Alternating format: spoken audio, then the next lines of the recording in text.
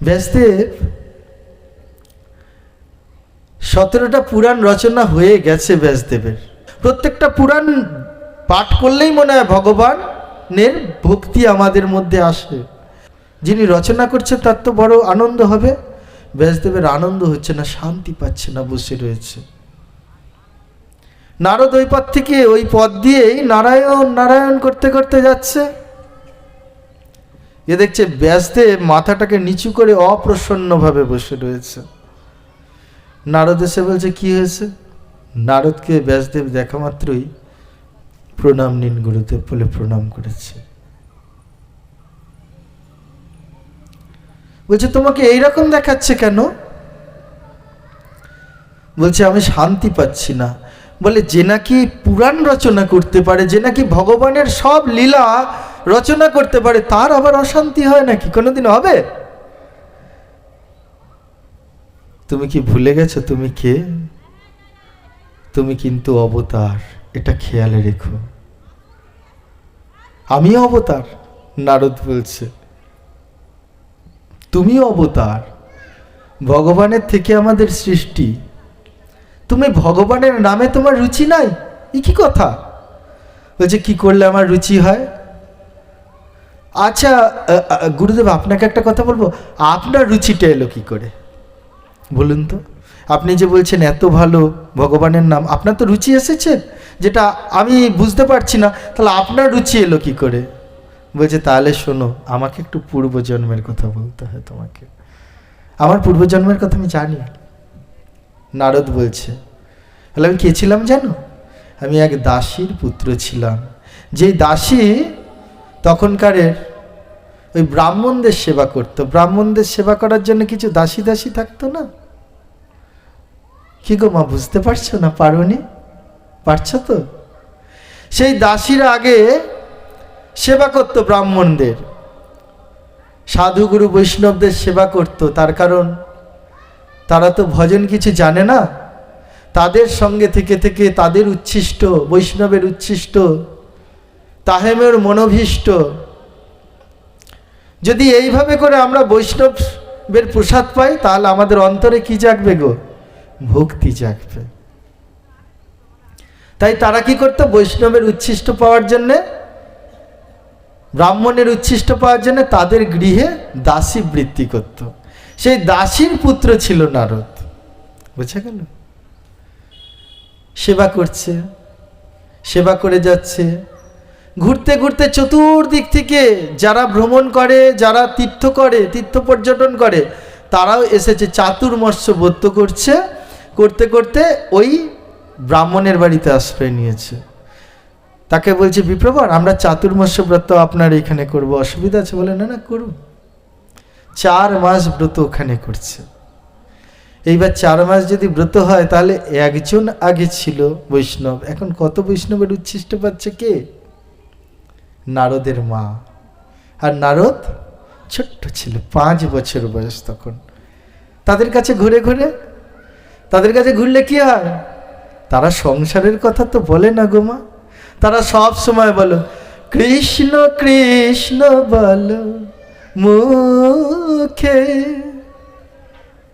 তোমরা সবাই মিলে বলো, কৃষ্ণ কৃষ্ণ কৃষ্ণ কৃষ্ণ বলো মুখে। এই নাম করলে কি হয় জানো? একদম নাম করলে অন্তর শুদ্ধ হয়। নাম ছাড়া অন্তঃশুদ্ধির কোনো উপায় নাই। নারদকে শিখিয়ে দিয়েছে কৃষ্ণ কৃষ্ণ বলতে। নারদ দুহাত তুলে বলে, জয় কৃষ্ণ জয় কৃষ্ণ। নারদের এই হতে হতে না, নারদের অন্তরে একটা ভক্তি ভাব জেগেছে। বুঝতে পারেনি নারদ যে এটা কি। তখন মনে হতো, নারদের নিজের মনে হতো, যে কাজটা করে যাচ্ছি এটাই হচ্ছে গিয়ে আমার সাধনের মূল, এটাই আমি সঠিক পথে আছি। মা সবসময় সন্তানকে নজর করে রাখে, বাবা এদিক যাস না, ওদিক যাস না, সারা রাত ধরে কৃষ্ণ কৃষ্ণ করিস, মায়ের মন তো। নারদের তখন আস্তে আস্তে নারদ ভাবছে, আচ্ছা গোবিন্দ, যে নাম করে আমার অন্তরটা এত নির্মল হয়ে গেল, এত পবিত্র হয়ে গেল, এত শান্তি পাচ্ছি, সেই নামের নামীকে পাবো তো? মনে মনে ভাবছে। প্রশ্নটা করেই ফেললো সেই সাধুদের যারা চাতুর্মাস্য ব্রত করছিল, এখানে এসেছিল। যখন উচ্ছিষ্ট প্রসাদ পাচ্ছে, তখন ছোট্ট 5 বছরের নারদ জিজ্ঞাসা করছে, সাধুজি, মুনিবর, একটা কথা আছে। বলে, বলো। বলে, ওই যেই নাম শোনালেন ওই নামীকে পাবো তো? বলে, অবশ্যই পাবে। কি করে পাবো? ভজন করে যাও। ভজন করতে করতে করতে করতে দেখবে অবশ্যই পাবে। যারা ভজন করছে, কারো ভজন আজ পর্যন্ত বিফলে যায়নি। প্রেম সে বলো রাধে রাধে, জোরসে বলো রাধে রাধে, আরো জোরে বলো রাধে রাধে। এই যেই মন্ত্রটা শিখিয়ে দিচ্ছি তোমাকে, এই মন্ত্রটা তুমি অন্তরে জপ করতে থাকবে। এই বলে কি করলো? কানে কানে গোবিন্দের মন্ত্রটা দিয়ে দিল। নারদ পাওয়া মাত্র আনন্দ, কিন্তু ওই যে মা, দেখো ভক্তি করো, কিন্তু একটা লিমিটের মধ্যে থাকতো নাকি গো? ছুটে বেরিয়ে চলে যাবে এটা বললে তো হবে না ঘর থেকে। মায়ের জন্য বাধাও পাচ্ছে নারদ। চাতুর্মাস্য ব্রত সমাপনে সেই সাধুরা যারা এসেছিল তারা চলে গেছে যে যার, আবার পর্যটনে। নারদ দেখছে মায়ের বাঁধন, আর কারো বাঁধন নেই। বলছে, পাবো কবে? নারদকে তো বলে দিয়ে গেছে, মাথায় হাত দিয়ে আশীর্বাদ করে দিয়ে গেছে, তুমি পাবে, আমরা দেখতে পাচ্ছি, তুমি শীঘ্রই পাবে।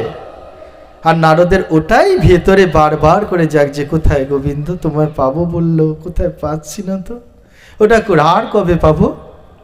এই দেহটা তো বোধহয় বৃথা হয়ে গেল, একটা দিন চলে গেল, মানে একটা দিন আমার বৃথা নষ্ট হয়ে গেল। আমরা বলি অনেক দিন বাঁচবো, আর একটু পরে ভজন করব। নারদ কি ভাবছে জানো?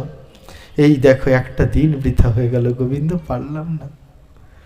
ভজন করে যাচ্ছে, এর মধ্যে গোবিন্দ নারদকে কৃপা করলো কেমন জানো? নারদের মা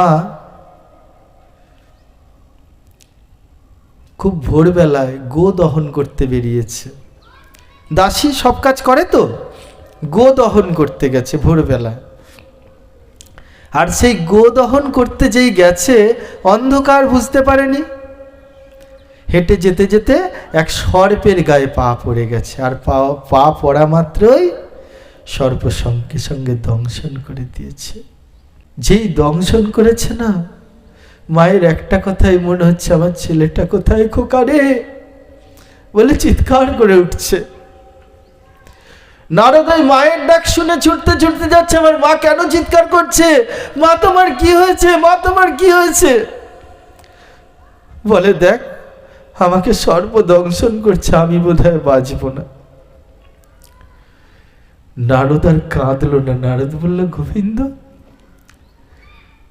তুমি আমাকে কৃপা করলে, তাই যেই মায়ের বাধায় আমি এদিক ওদিক যেতে পারছিলাম না, এখন তো আর বাধা নেই। মা যদি চলে যায় আর কোনো বাধা নেই গোবিন্দ, তোমার ভজন করতে পারবো। মা মারা গেল নারদের। নারদ তীর্থ পর্যটনে বেরিয়ে পড়ল, আর গোবিন্দ নাম করতে শুরু করলো। করতে করতে করতে করতে এক জায়গায় বসে যখন ধ্যান করছে, দেখছে সেই গোবিন্দ এসেছে। সেই যেই রূপ মনে মনে কল্পনা করেছিল, সেই রূপ তার থেকে যেন আরো জ্যোতি বেশি। নারদকে বলছে, নারদ আমায় ডাকছো? বলছে, হ্যাঁ ঠাকুর, তোমায় দেখতে পাচ্ছিলাম না, তাই। আমার দেখে তোমার কি হবে? আমার অন্তর জুড়াবে, তাই না? গোবিন্দকে দেখলে কি হয়? অন্তরটা জুড়িয়ে যাবে। আজকেও আমার জুড়িয়ে গেছে অন্তর ঠাকুর তোমায় দেখে। কি চাও?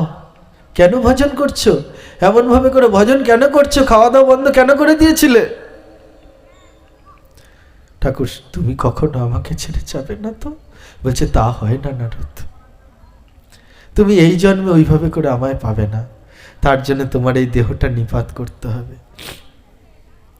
তোমার এই দেহটা যখন ছাড়বে তখন তুমি এক যে দিব্য দেহ পেয়ে যাবে, সেই দেহেতে তুমি সর্বদা আমার সঙ্গে সঙ্গে থাকবে। প্রেমিষ্যে বলো রাধে রাধে। নারদের কৃপা হয়ে গেল। নারদ বলছে তখন আমার কৃপা হয়ে গেল, আমি তারপরে যে ঘুরছি, গোবিন্দ আর আমাকে ছাড়েন, আমি সব সময় প্রেমানন্দে বাহু তুলে বল হরি বল বলে যাচ্ছি। ব্যাসদেব তাকিয়েছে, বলছে তাহলে আমি এখন কি করব? বলছে তুমি ভগবানের কথা সব লিখেছো, কিন্তু সম্পূর্ণভাবে ভগবানের যে পারায়ণ, যেটা নিয়ে আমরা আজকে বসেছি, এটা তুমি সুন্দর করে লেখো নাই। তোমার ক্ষমতা আছে কিন্তু তুমি লেখো নাই।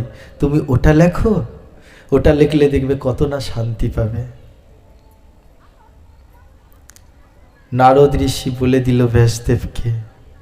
ব্যাসদেব চলে গেল নৈমিষারণ্যে।